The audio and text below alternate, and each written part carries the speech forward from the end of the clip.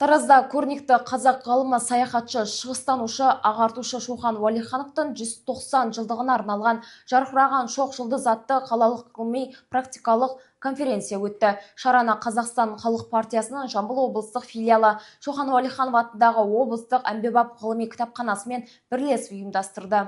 Конференцияның мақсаты ұлы ғалымның өмірі мен ғылыми мұрасын насихаттау, жастардың Қазақстан тарихына, ғылымы мен мәдениетіне қызығушылығын арттыру. Бағдарлама аясында ғалымның өміріне қатысты ғылыми баяндамалар оқылып, Шоқан Уәлиханов туралы бейне және фото материалдар көрсетілді. Сонымен қатар қатысушыларға шығармашылық бөлім ұсынылып, хаттар мен естеліктерден үзінділер оқылды.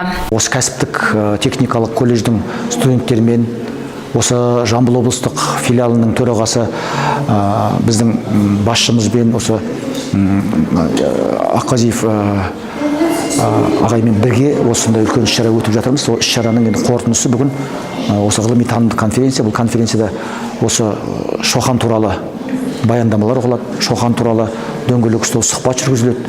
Сол сұхбатта дискуссия алаңы болады. Сол алаңда біз сол Шоқанның барлық өткен өмір туралы, оның жағы ағартушылық қасиеттері туралы, оның осы саяхатшылығы туралы, көрнекті ғалым болып осы біздің дәуірдің дара тұлғасы ретінде сіңірген еңбегі туралы үлкен іс-шара өткіземіз. Шоқан Уәлихановтың ұлт тарихындағы орны ерекше. Ғалымның мұрасын дәріптеуге арналған мұндай шаралар оның еңбектерін келешек ұрпаққа танытуға зор үлес қосады. Конференция қатысушылары осы бағыттағы жұмыстар алдағы уақытта да жалғасатынын атап өтті. Қарақат Пәрімбек, Жайнарбек Юлдашев, 77 News.